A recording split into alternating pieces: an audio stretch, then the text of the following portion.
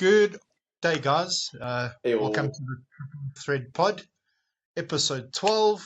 How you doing, D? Are you well, bud? good and you, bro. Just for everyone who knows by now, we stay up to watch the fight, so still kind of processing that the Sure. Diamond has hung up his gloves. Yeah, It was a crazy night, but we're gonna get into it. we will get Yeah, into it, lots definitely. lots to talk about for sure, for sure. Yeah, Max got his revenge. Um, Yeah, yeah, he got his revenge. But yeah, we'll obviously go into that when we speak about the what's her names, the MMA segment. Okay, so speaking of revenge, we wanted today to do our So it's not a top five. It's just we're going to name five of our favorite revenge films. hmm. Um, Uh, D, hit it away, bud. Cool. So yeah, like Mark's saying, we're basically gonna do we're almost gonna recommend revenge movies, right? Yeah. So we're not going to name, because people might listen to this and go, "Oh my word, how did you forget Gladiator? How did you forget Taken? How did you forget?" So it's not that kind of list. It's more revenge movies we feel like you need to watch, or recommending revenge films. So yeah, I wouldn't go for any of the obvious ones. So I've chosen five that I don't think many people have seen. Um, My five are, and like Mark said, not ranked in any particular order. Um, the first one is The Northman. It's the Robert Oh, Eggers Viking nice. epic. Yeah. Um, for people who don't know, The Lion King is actually based on Hamlet, the Shakespearean play, and Hamlet is based on this Viking folk tale. That's why the guy's name is Amleth. What Shakespeare did was he literally just took the H and put in front of the A to make Hamlet. So Sure. Brilliant, dude. Yes, yeah, okay. I didn't yeah, know that. it's really cool. So that's my first one. Great movie. I'm obviously a huge Robert Eggers fan. I love The Northman. It's a brilliant film. Alex Skarsgård, I feel like should have been nominated for an Oscar for his performance. Yeah, It was so also that movie was transformative brilliant. and oh, so good. The score That is movie is amazing very as good. well. Yeah, It is yeah, very good. the score is beautiful as well. And it's just so like Robert Eggers doing what he does. Everything was built exactly how it would have been built at that time period. Everything's completely accurate. So and you feel like you're a part of that world when you watch it. So anyway, that's The Northman. Um, my next one is a Korean film called Old Boy. Mark and I actually watched the American remake together with Josh Brolin, directed by Spike Lee. Very hectic movie. We were both like, "This is one of the most hectic movies we ever saw." And We then were both like, oh. so hectic. And then we watched the original, Um, and the original's like, okay, hold my beer. The original's yeah. the original is That rough. original is very brutal, though. That's very Yeah, brutal. brutal is the word for sure. I'm not gonna actually give you any more about Old Boy. If you want to go on IMDb and read what it's about, that's completely fair enough. When Mark and I watched the American one, we went in completely cold, had no idea what this film was about. And I think it worked to our advantage because we were just even more shocked. We were like, wait, what? Um, Crazy. And then, staying on that, another Korean film I want to recommend is a film called I Saw the Devil. Um, I still need to watch that. so good. For people who might be concerned about this kind of thing, it's not spiritual. It's just that the antagonist in the film is such an evil human being that he's referred to as the devil in the title. So the title's referring to him. It's nothing spiritual. Don't worry. But it's an amazing amazing is not the word to use. It's a very raw revenge film where it's not an easy watch, guys. So just a trigger warning, not an easy watch. And then the last two on my list deal with the same subject matter, which I feel is very important. It deals with like sexual assault and what's still happening, and still a very serious problem in our world. And these are two movies that didn't like try and make money off of that or almost glorify it, but actually just pointing the camera at it and going, "This is still a huge problem. We need to deal with it." And when people just, I suppose, have had enough and take matters into their own hands. So the one is called Promising Young Woman. It's with Carey Mulligan. I did not know she had the chops for it, but fair play to her. She was brilliant in the film. She And was then, great in Drive. Yeah, she was yes, great in yeah, Drive. sure.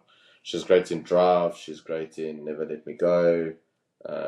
Really good actress, but I've always seen her as like very like, you know, very sweet and almost vulnerable.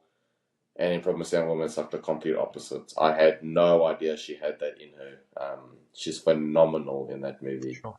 Okay. So fair play to her. She was nominated for an Oscar. I can't remember who won that year, but she was unlucky not to win an Oscar for that. And then my final film is a foreign film. It's a French film called Revenge. Basically, the brief plot is these young women go off like in the desert to a party with very wealthy men, and they are assaulted, left for dead, and she survives and goes after them. It's a very raw, very brutal, not an easy watch, but I could not recommend it more. Yeah, it's a great film. Great film. So yeah, those are Um, my five. some of those movies I haven't watched. That I saw the Devil's been on my list for quite some time. Just haven't had a chance to watch it. But yeah, some solid shots here, but very solid. Yeah. Okay, so here's my five. Yo, okay, so law-abiding citizen as well.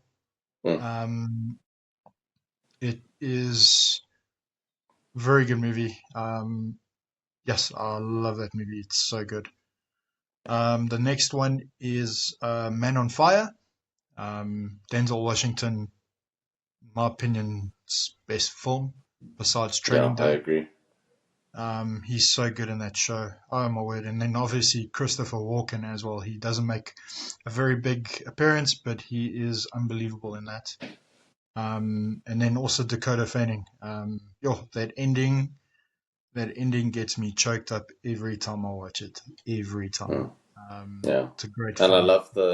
love the Romans verse that's always brought up in the film. Do not be overcome by evil, but overcome evil with good. Yeah. Yes. I love how Denzel always sneaks in Oh, some kind of Christian he's aspect in his movies. It's so agreed, mate. cool.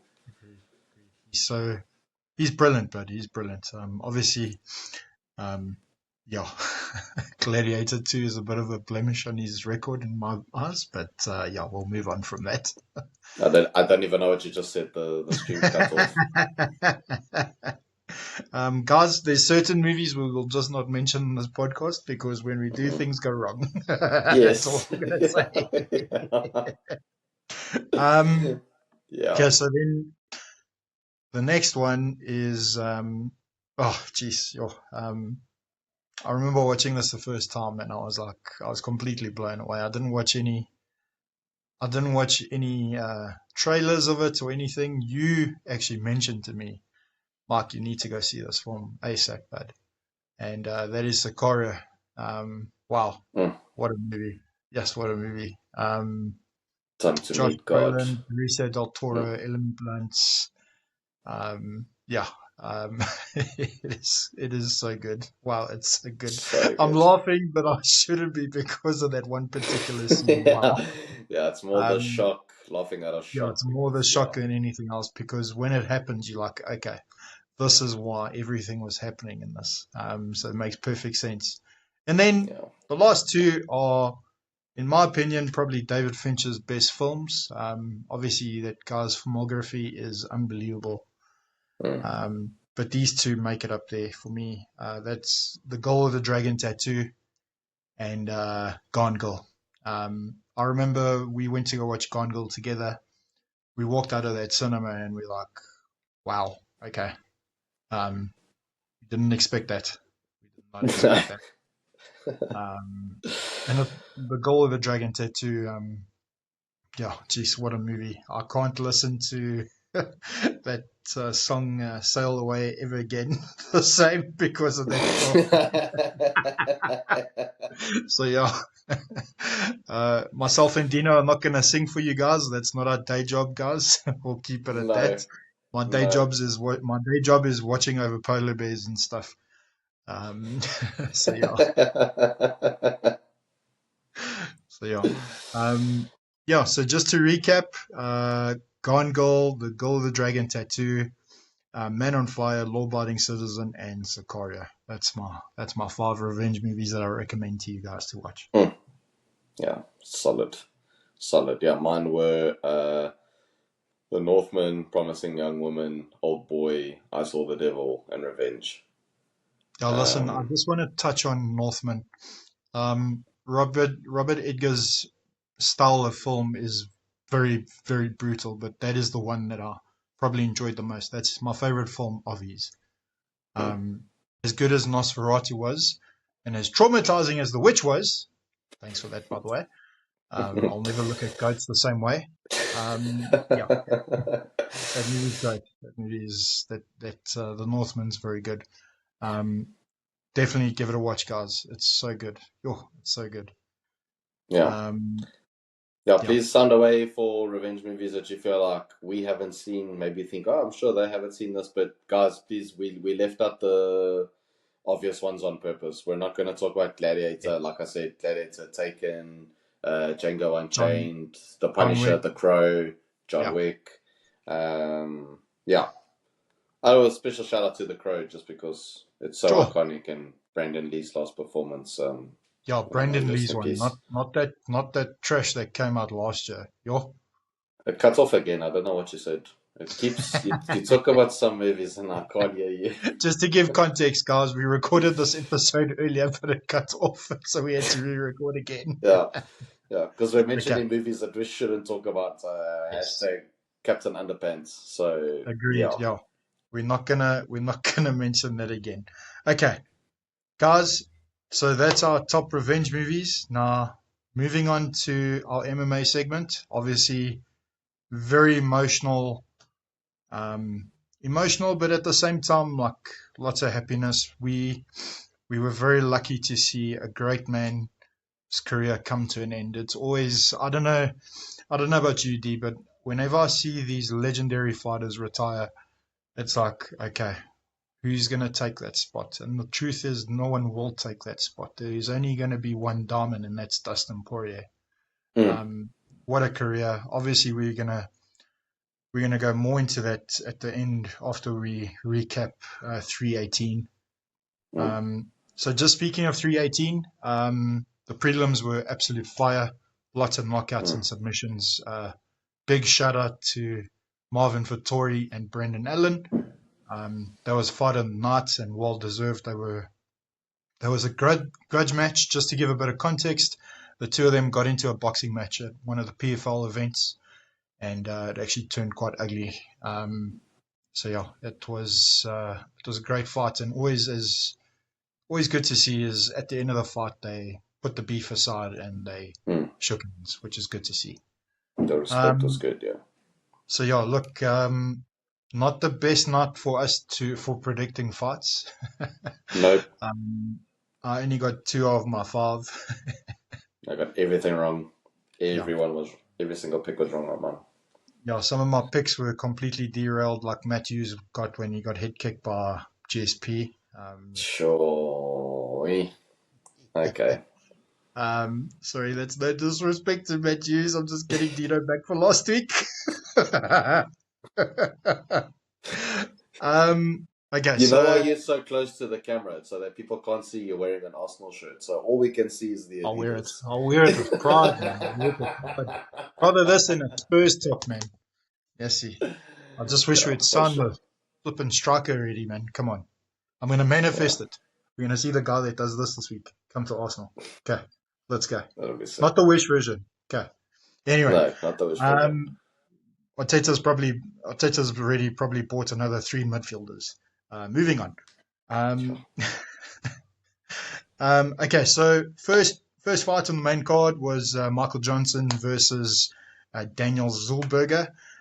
Both myself and Dino got that pick wrong. We picked Daniel Yep. Zellweger, young prospect. He's been in the sport for a while. He's very exciting. And Michael Johnson at 42 years old, still showing that he can hang around with these young bucks. And he almost finished him in the first round, which was crazy. Well done to Michael Johnson, proving us wrong. And that's what makes MMA such an awesome sport. Is yes, we can predict it and everything, but at the end of the day, if it's not meant to happen, it's not going to happen. He stuck to his fundamentals, and he won. He won. So well done to him. Then second fight on the main card, Patricio Pitbull obviously defeating Dan Ige. That's another pick that myself and Dino got wrong. I thought Dan Ige was going to go in there and put Patricio away, but Patricio showed everyone why he was a double champ at the Bellator. Bellator is a different organization for those of you who don't know. They've recently been bought over by the PFL, if I'm not mistaken. Yes. Patricio Pitbull's a great fighter. If you guys ever want to watch a good MMA match, watch him and Chandler when they fought each other at Bellator. It was absolute fireworks. It was brilliant. I need to see that. Yeah, it was very good. It was very good. Highly recommend it. Then obviously another one we got wrong. Kevin Holland fighting for the 800th time in 1 year. I'm joking. How many fights is this year? Just 4 fights. Yes, that's crazy, bud. And it's only July, end of July. So he's gonna fight another time. He's gonna go for 6 this year. Watch. He's gonna break the record. It's gonna be 6. I mean, if there's any time to do it, it's now, bro. It's only July and he's fought 4 times. So if he fights again in maybe October and December, or August, November, or August, December. Yeah. Dude, put him on the MSG card. He deserves it. Oh, he'll probably be there. I wouldn't be surprised. He'll probably even be on the White House card, bud. That they're going to do. Let's see. Yeah, he deserves it. D-Rod, well done to D-Rod. Sure, he survived an early scare from Holland. But wow, that was a great back and forth. I thought it was a great fight. Okay, and then Costa won. I got this pick wrong. Right. The secret juice. The secret juice is obviously working. He's taking bull shock testosterone, which is great. So that was Costa beating Kopylov. Kopylov is he's had a few good wins in the UFC, and obviously they wanted to see how he would manage against one of the former title contenders, which I thought was great. Well done to Costa. He controlled the range with his leg kicks and his body kicks, and Kopylov just struggled to do that. He struggled to get around that. I'm sure you love that shout out that he gave to, the potential matchup with him and Hamzat Chimaev. Let's be honest, that's the fight that should have happened. As much as we want to see Dricus and him, I want to see Costa and Hamzat because of that's a pure grudge match, and that's going to be fun. Yeah, literally, Okay, and then what can we say about this, D? What can we say about this, bud? This is one of those matchups that it's two legends. It's absolutely two legends that these two will go in the Hall of Fame. These two will definitely go in the Hall of Fame. Max, in my opinion, Max Holloway, in my opinion, is one of the best featherweights of all time. Yes, he's lost to Poirier. Yes, he's lost to Volkanovski.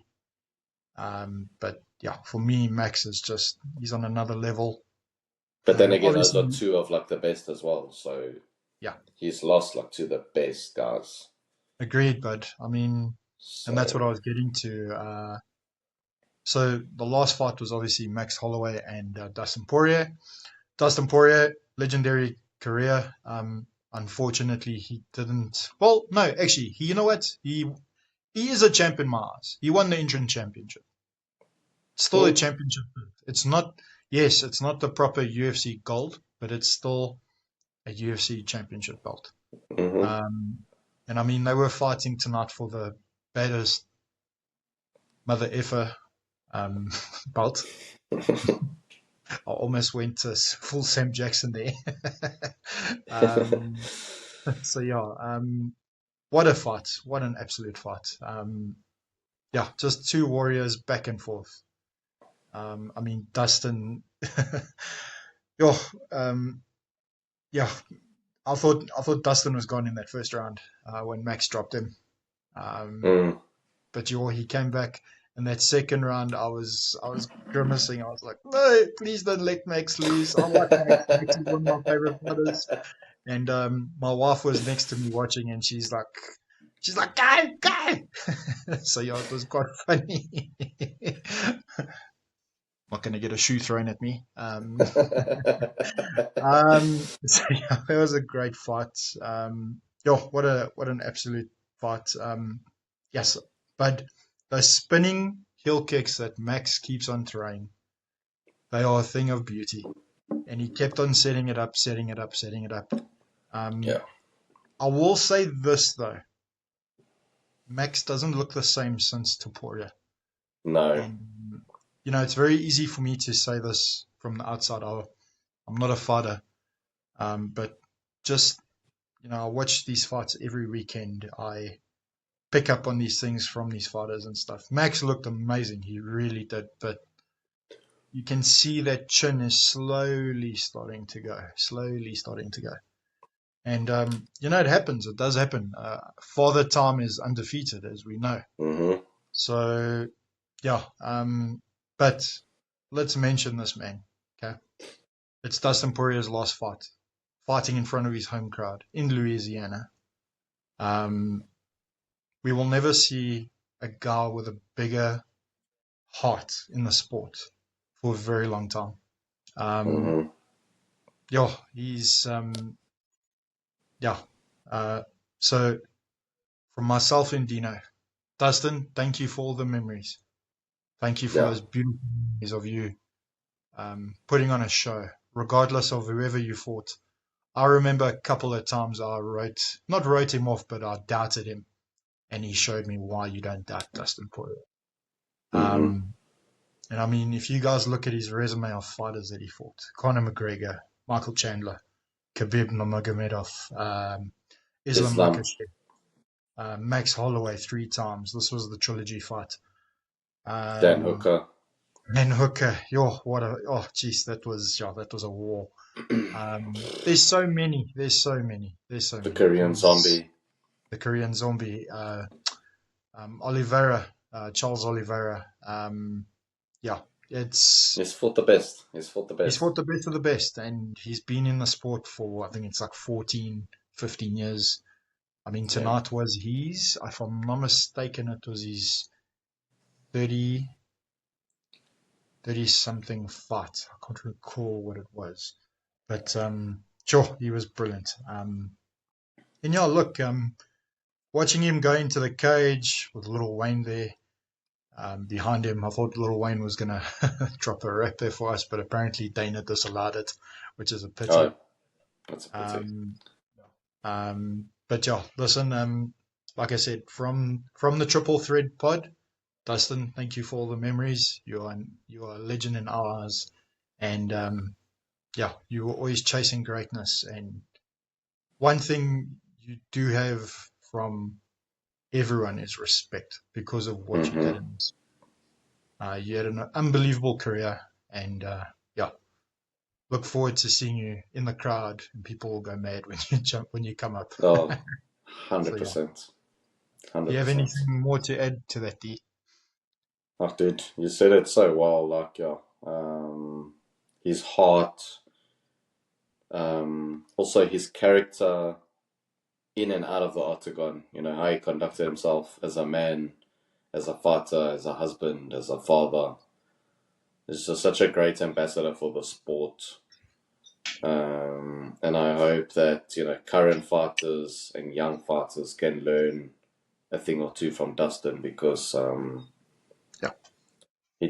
Yeah. he embodies what a great sportsman is, what a good man is, what a good husband is, what a good father is. He's such a good role model. One of my favorite moments of his is actually it was a post-fight press conference after he fought Mr. Blue Eyes Justin Gagey, Oh, and in his interview he said, and it's like watching a movie. Like I'll never forget when he said it. It's just stuck with me. It's almost like that speech that Rocky gives Adrian about, I just want to go the distance with Creed. And basically, this is what he said. He said, at that point, he was reflecting on his career and he said, I just want to go to sleep with that belt around my waist one night. And I tell my wife I did it. Years oh, and years ago, my wife, he explained, his voice cracking with emotion. I didn't have a car. She would drive me to weigh-ins. We yeah, would sleep in broken down motels. I would fight the next day, just me and her. And I just want to say I did it. I mean, yeah, that encapsulates Dustin's career in a nutshell. Was just a guy that was, like you said, consistently pursuing greatness. yeah. And And he did. I know He did greatness. he Yes, he did. didn't get the He gold did. belt. He didn't get the gold belt, but still did. He, Yeah. I mean, but let's just take into consideration some of his best moments. But like that press conference that you were speaking about, that was a beautiful moment, dude. But I mean, Mm. if we're talking purely just in the cage, but he's, I mean, he almost beat Khabib. He was so close to finishing So Khabib. close. So And close. I think it's something that's superhuman about Khabib that didn't make him tap that night. It was Mm. crazy. If I remember, it was a guillotine that he got him almost with. It was a gilly, Um, yeah. yeah. And I mean, Dustin's been chasing that gilly for years. He almost got it against Max tonight. Almost got Yo, it it against the was so Knights, yeah. close. Yo, it was so close. I was going to be like, wow, if he had gotten that, that would have been something. Um, Yeah. I mean, you've mentioned it. It was in our episodes where we spoke about our favorite fights. That fight against Dan Hooker, D. I mean, you Oh, can go away with it, but that was yes, I that was mean, awesome. that fight was made for lockdown COVID, where there were just no fans. You could hear every punch. Yo, I mean, there's a moment where Dustin throws a combo and it's just left, right, left, right, left, right, and you're just hearing him hitting Hooker's face, and it's just like yesterday. And then it was at the end of one of the rounds. He looks over to Dan and he's like, What did he say to him? He's like, How do you like that, Dan?" And I was just like, "Jeez, Aubrey, like, let's go, let's and I go." mean, Um, listen, let's also not forget, dude. He was part of the ECW guys. So he's the last fighter from that era that's in the UFC. That era's gone now, but everyone's retired, which is crazy. Crazy. Um, no, listen, for me, obviously, I remember when he lost against Connor the first time, and I'll never forget this. And this is a perfect example of where I was doubting him. Um, when he fought Connor the second time, I'm like, Connor's got his number. Connor's got his number. But wow, wow, he put Connor on his ass. Wow. Um, Yeah, I was just about to say, put him and down. and I mean that there's one particular video that always reminds me of Dustin, and it's him after knocking out Connor, and his wife is coming to the cage side, and she's like, "No one's ever gonna doubt my husband ever again." I mean, but like what you were saying earlier about the two of them, that story is amazing. I really hope they make a movie about him one day because Oh, there's so many guys that they can make good movies about because yeah. these acts are they're unbelievable, they're unbelievable. Oh, they Um, are. so yeah, look, for me, my favorite moment of his is against Connor, but knocking out Connor that second time. Um, yes, he was They just finished him. Absolutely finished him. even his fight against Islam, but yes, Islam won, but wow, that man put on a show. He hurt Islam a couple of times in that Oh, fight. he had him, bro. He had him. He And then had him, bud. Islam went He for had him. the, what was it, the ankle pick. Yeah, it was that ankle pick, and Um, then he got him in a but choke. but Dustin was hurting him. Dustin Oh, was hurting him. so yeah, listen, like we said, um, thank you for the good times, Dustin. Um, Yeah. we will definitely We miss miss. seeing you. Yeah. Miss Yeah. those moments where he's in the cage and he flicks his nose and he fixes his shorts, because then you know shit's gonna happen. Oh, yes. Yeah. So yeah, Yeah. Yeah. so yeah, Yeah. I miss him you could already, man. see it was a very emotional night, not just for him, but everyone that was in that arena. No one had a dry eye. I mean, No. I'll even admit it. I had a lump in my throat. Yeah. Me Seeing too. him walk down, and you see all these greats from American top team, Gamrot, Joanna Jacek, Brock Lesnar, sorry, Kayla Harrison. Um, so yeah, it was it was very special. It was very special to see all those people. Yeah, we you're right. Yo, I'm only sneezing like 17 times. Sorry.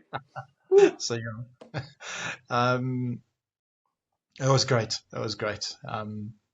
So yeah, well done to the two of them. Obviously, Max getting the final, his revenge there.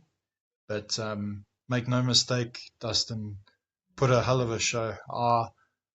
The only thing that could have gotten a little bit better is if Dustin had won. So yeah, but still, Yeah. it's a perfect summary of his career. He was always there, ready for a war, and Mm-hmm. we don't get a lot of fighters like that. So yeah, thank you for the memories, Dustin. No, yeah, 100% no. He was a dog in a cage and, oh, yeah, always ready, always heart on his sleeve. Such a great role model, man. No, Honestly. he is, bud. And also the Yeah. charity work that he does is unbelievable, bud. Yes. It's awesome. I mean, all of his fights, wear and stuff that he wore for this fight is going to be auctioned off, and it's going to go to his Hmm. charity. That is amazing. That is amazing to me. So That's yeah, awesome. yeah. Yeah. There's guys Okay, with more that do less. So big it's respect true, to bud. him. It's true. Very Yeah. true. All right. So that's the MMA segment done. Okay. Now onto football. We're going to continue with our list of great players in each position, our favorite players in each position. And this week we're doing centre mids slash camps. E, Mm-hmm. give it away. Go for it, but All right. So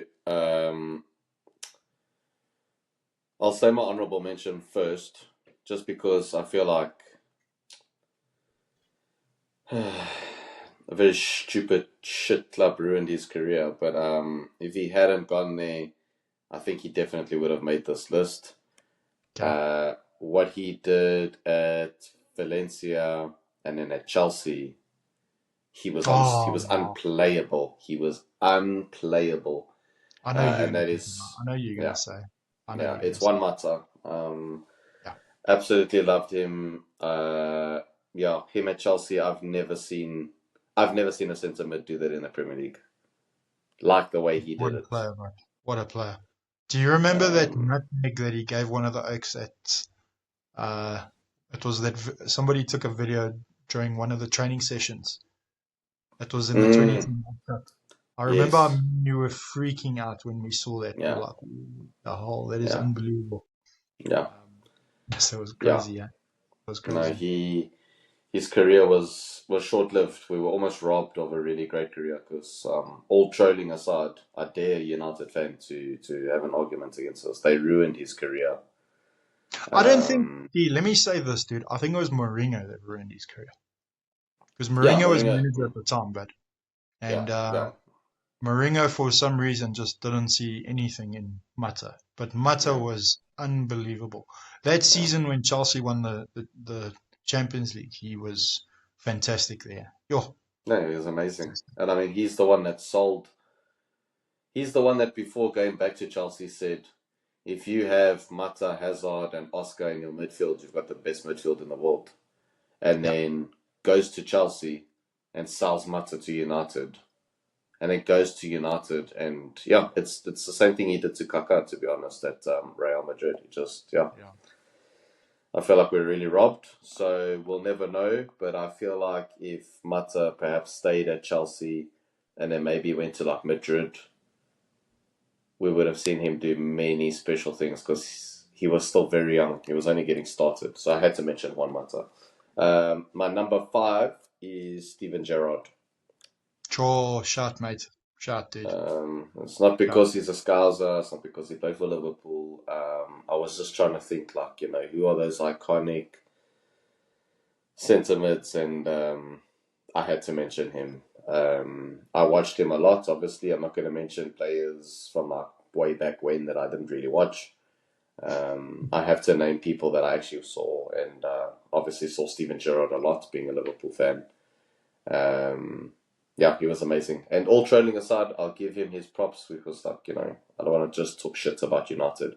Paul Scholes nearly made my list. Oh, yeah, listen, But, he's one of my 2 players for honorable mention, but yeah, he's one of my 2 players for honorable mention. He was a powerhouse, but yes, he was a powerhouse. So yeah. yeah. Who are your honorable mentions then?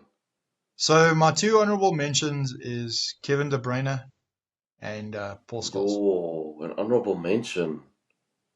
Katie, oh, okay, now I need to hear your top 5 yesterday. But look, I'm not gonna lie, it's biased. It is biased. I mean, Nicholas Bentner is number 1. Oh, yeah, Lord Bentner himself. Lord Bentner himself, bro. I'm joking. I can't say. Who, Well, you who's your guys know number 5? number 5. Bruh. Dennis Bergkamp, bro. Yo, ask man Yo. himself. Yeah, Ask man fair. himself. Got to have this man in the team. Oh my word. The Fair enough. memories I have of this guy, that goal that he scored against Newcastle. Wow. I don't know how Yo. somebody can do that. How do you turn a ball into, I don't know. He must have, dude, he's like a Jedi, but he could control that ball where he wanted it to go. Yeah, It's, yeah. it's ridiculous. I mean, it's that goal. It's that one of my favorite memories of him is, okay, he wasn't wearing an Arsenal shirt, but he was playing for his national side, which is Holland. Frank de Boer hits a 40-yard ball across the field, and this man takes 2 touches it, and he goes and wins the game for Holland against Argentina. But that's superhuman. There's no other way to put it. That man had one of the best first touches. There's maybe 1 or 2 that are a little bit better than him with the first touch, but yeah, I'll leave that for just now. So yeah, Dennis Ooh, Bergkamp is my number okay. 5. Yeah. Nice. Okay, cool. So my number 4 is someone that was part of the best centre mid partnership I've ever seen, and that is Xavi. Sure, but yes, I can't Just believe I like, missed you. bro, there's a lot of look. Sentiment is hard. Sentiment is hard, It's tough, dude. It but is tough. yeah, I had to put him here. Just the way he was always scanning. He always knew where the players were. It's everything you want in a centre midfielder. The only, yeah, I mean, the way he just controlled possession. He would set up passes. The people would call it tiki taka, like, oh, they're just keeping possession, but the way that No, would open spaces and open gaps for them to then make those intercepting passes were just it was so good to watch. We were eating good. With that those 3 midfielders. What a privilege to watch them. Yeah, so I had to mention him. Yeah, so that's my number 4, Mr. Shabby himself. yeah, listen, he was brilliant. Yeah, He was he brilliant, bud. was. Okay, He was. my number 4 is like I said, I'm being biased here, but wow, this kid was talented. broke my heart when he left the club. Broke my heart. And that is Cesc Fabregas. Cesc was, yes, what a player he was. I don't know why Wenger didn't re-sign him when he wanted to come back, but he went to Chelsea. I still cannot understand it, but anyway, Fabregas was, that's what a player he was. So yeah, he's my number 4, but we got to see him live, obviously. Yeah. Very special. We got to see a lot of these guys. Okay, most of them. I was just gonna say, we got to see three people I've mentioned. We got to see live. That's right. Yeah, that's right. So yeah. Yeah. Listen, he was brilliant. I understood why he went to Barcelona to win trophies, because Arsenal don't win trophies, unfortunately. That's going to change the season, though. I firmly believe that. So we'll see what happens. Come on, Gunners, let's go. It's been way too long. Anyway, moving on. Who's your number 3, bud? Yeah, I'm sorry. I'm still thinking about the thing of Fabregas. Like the fact that Wenger didn't take him back. He goes to Chelsea, and then he wins the Champions League with Chelsea. It's just like... Well, listen, we did get Ozil, and as great as Ozil was, I would have wanted Cesc to come back. Yeah. Yeah. No, for sure. Yeah. Flip, imagine if you had Ozil now, like the way he was, but you had him now. Yeah, but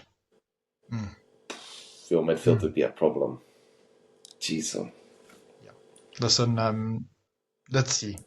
Because the things Ozil was doing with the team you had back then, jeez, imagine what he's doing now. Those were the dark days. Not to say we're out of the dark days, but at least Arteta's turned us into. Yeah. I mean, we used to challenge for the 4th place trophy. Now it's the 2nd place, so we're getting somewhere. But no, for sure. Getting somewhere. So yeah. For sure. 100%. Okay, so who's your number 3, brother? My number 3 is a player I've almost followed his entire career. I was watching him when he was in Germany. When he went to Chelsea, I was like, this guy's going to be one of the best centre mids ever. And then again, Mourinho screwed up again. And I love Jose, but he has made some epic fails. This is one of his biggest fails. He sold this kid back to Werder Bremen, and I was like, bruh, somebody else is picking this guy up. He's not going to stay at Werder Bremen. Goes back to Man City and has won everything there is to win in England, and that is Kevin De Bruyne. I got to watch him live last year, luckily, because obviously now he's left. He's still going to do damage at Napoli. That team's going to be a problem next season. De Bruyne's still got a lot of legs left in him, and Italy will suit him because it's a lot slower paced. He won't run box to box as much, but his distribution and the way he plays is going to suit Italy so well. What Conte is going to do with De Bruyne, I'm very excited to see that. I must be honest, bud. I'm very excited to see that. Yeah, sure. Yeah, so I had to mention KDB. I nearly got removed because I watched Fulham play Man City, and I sat on the Fulham side, and I was screaming when I saw Kevin De Bruyne that one of the stewards came to me and he was like, if you're a City fan, you can't say anything. I was like, mate, it's Kevin De Bruyne. I said it out loud. I didn't whisper. I was like, it's Kevin De Bruyne. It doesn't matter who you support. That's Kevin De Bruyne. You've got to give the man your respect. I'm not cheering for the team. I'm celebrating the player. There's levels of respect. And when you see someone like that, doesn't matter who you support, the man deserves everyone's respect. No, listen, but he's a Man City legend. I don't like Man City. I really don't. But I will never deny that was one of my favorite players to watch in the 100%. Yeah. So good. So good. Yeah, he was world class, but there's no other way to put it. Yeah. Okay. So that's your number 3. My number 3 is the Brazilian. Yes, I love this act. Oh my word, I love this act.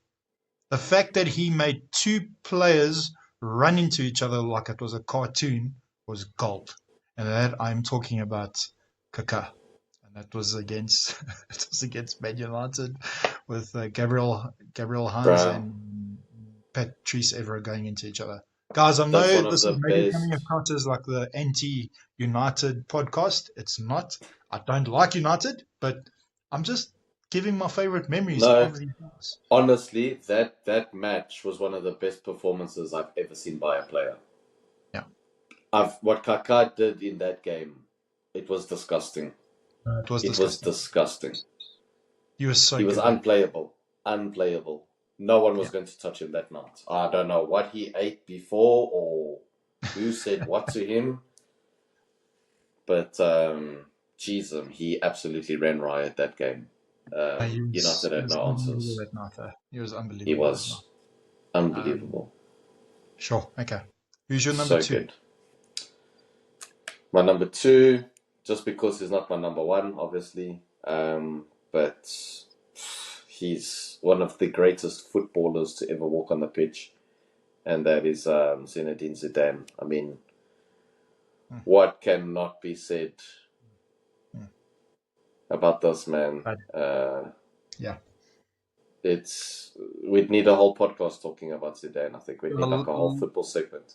look, dude, I'm gonna say it. He's my number one, but he's my number one. Mm. Um, sure. What a player. Obviously, if you guys watched previous episodes, you'll know that he was my number one. Yeah. Um, he just had there was something about him whenever he touched that ball. It was just another level. It's like I'm looking at like most of the guys that both of us have mentioned. These guys weren't like I don't want to call them aliens, but the things that they did were out of this world. It was really out of this Hmm. world. Zizou was, yeah. You continue, and I'll go more into him when I mention him. Yeah. No, fair enough. Yeah. Just an absolute legend of the game. Every time he was on the pitch, you dreaded playing against him. His presence was always there. Like no matter what was going on, you were aware of where Zidane was standing. Yeah, Every time he got the ball, you just couldn't take your eyes off of it. It was like a very few players you can say this about, but he was poetry in motion. no, he was Um, agreed. it was an art, and yeah, it's very sad when he retired. I mean, I'm not French. I'm not a Madrid fan. Not a Juventus fan. But just to yeah, again, there's levels of respect. Doesn't matter who you support. There's certain players that they deserve that Agreed. respect. And I loved. I mean, even when France beat Brazil in the '98 World Cup, I mean, he was Sure, just. They had no answers for him. they couldn't They deal with had him. no, they couldn't. They had no answers like But that. even his performance against Brazil in the 2006 World Cup, it was the quarterfinal. He was running circles around those eggs. It was a Yeah, joke. It was yeah, a joke. And I mean that's one of the best Brazilian teams not to win a World Cup. Just gonna say yeah, it. yeah. The Um, 2006 team is mad. yeah. But yo, Zizou put on a show. Even that performance against Portugal, I think it was the Oh, 2000 Euro. Yeah, see, well, yeah. My no, he my charred us. favorite memory of his is that goal against Leverkusen in that final. I'll never forget that. The fact that if you guys have never seen that goal, if you've been living under a rock, or if you like a younger viewer, give it a Yeah, watch. That yeah. that is that's peak. That's peak. Mm-hmm. Um, Mm-hmm. it's probably the best goal that I've seen win a final. Um, yeah. So Yeah. yeah. Okay, so that's your number two. My number two is a little. Well, he was little. Um, probably about the same height as what's the name's forward, Harry Maguire. Harry Maguire. Sorry, yeah. Um, sorry. You know what? I actually got asked the other day. A friend of mine asked me. Well, people have been asking, but a specific friend said, like, why do you always have a background and then Mark doesn't? And I said, Mark does have a background. It's Maguire's forehead.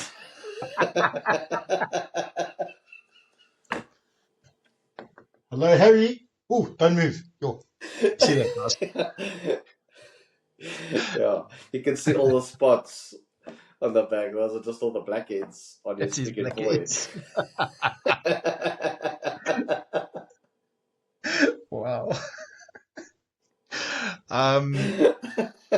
Yeah. So Uh, going back to what I was saying, Diego Maradona is the player. Um, oh, I loved watching this. Like obviously I was very young. But I remember it's one of my first football memories. My dad showing me.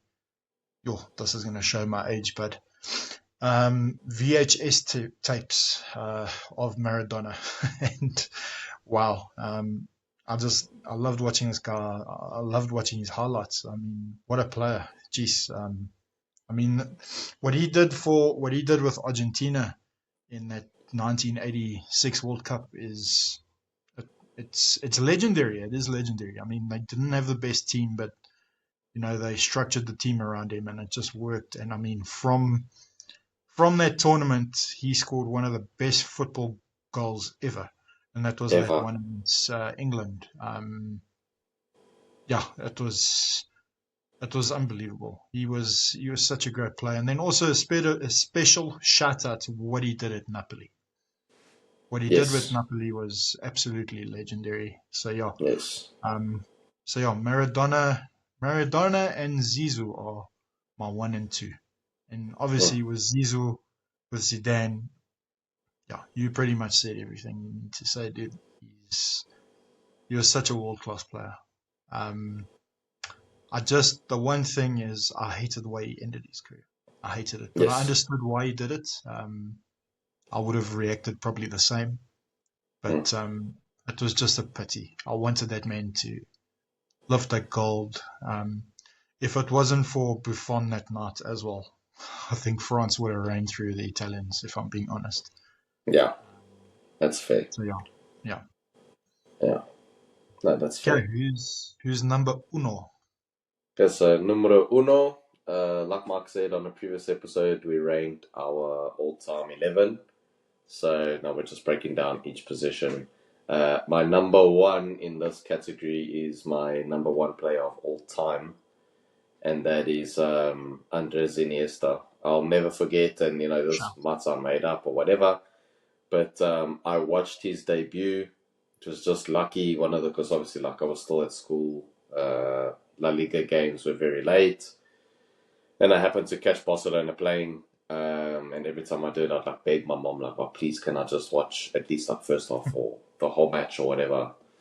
And I remember like this very pale looking young kid standing on the sideline. Like, who the flip is that? Ended up becoming my favorite footballer of all time. Again, he is poetry in motion. What he did was beautiful to watch. Even I respect that he didn't want to stay in Europe because he didn't want to ever like play against Barcelona. I get that and I can respect it. But even if you watch like what he did at Vincent Kobe in Japan, I mean, people are gonna go, "Oh, it's in Japan," but the passes he was making, oh, I mean, his He's football still playing against IQ professionals, but just, that's what I say. yeah, Still playing against yeah, professionals. So yeah. yeah, yeah. And I mean, you can't take away what he's doing. Whether it's not like he's dribbling past all 11 guys and scoring like they're doing in freaking Saudi. It's a joke.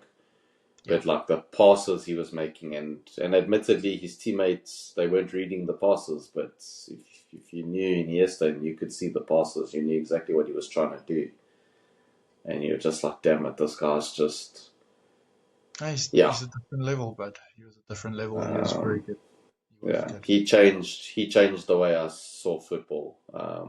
I've never seen football the same way again since watching him. Like, I would literally watch Barcelona or Spain play, and I would only look at him. I wouldn't watch the whole game. I would only just to focus see on what him he and was see what doing. he was doing. Yeah. Yeah, And I learned so much that no course, no level could teach me.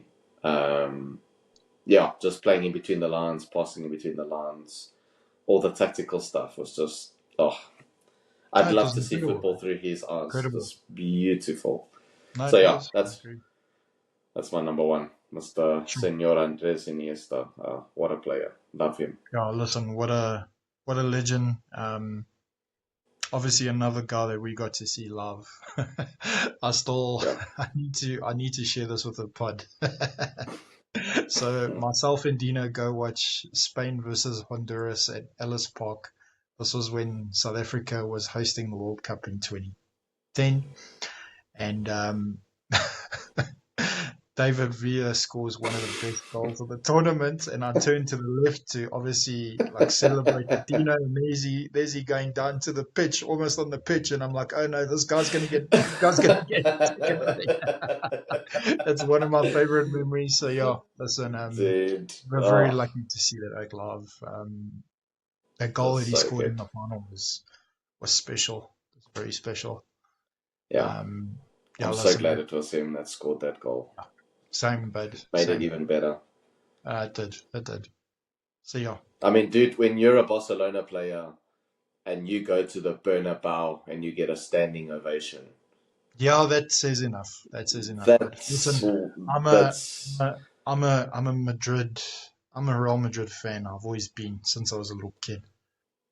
Um, but once again, as much as I don't like, I can't say I dislike Barcelona. I don't. I appreciate the football that they play. But once again, guys, you can never hate some of these players because of what they do on the pitch.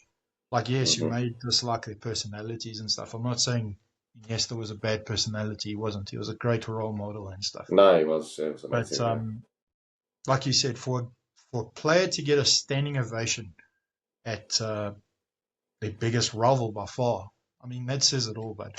I mean, if I hmm recall, I think he's one of three that got standing ovations at the Santiago Bernabeu. It's him, it's Diego Maradona, and it's Ronaldinho. It's those three. That says I mean, everything. That says everything. talk about a triple threat right there. That's mad, Here we go. So yeah. mad. Okay, guys, thank you for joining us. Thank you for your time and watching this episode with us. Any- anything to say, bud?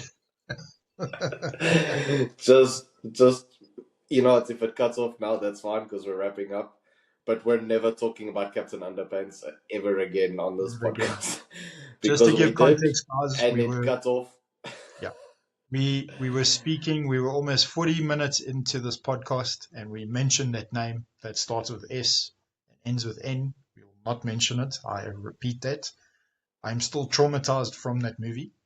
And yeah, the episode unfortunately just deleted itself. So yeah, Yeah, enough said. even Riverside was like, nah, not again. I'm not listening to this again. No. So yeah, guys, have a good week. Watch some good movies. Next week, Yes. we'll give you guys some more content. Have a great week. And Have a until great next week, time. guys. Take care. Cheers. Bye. Bye bye. Peace.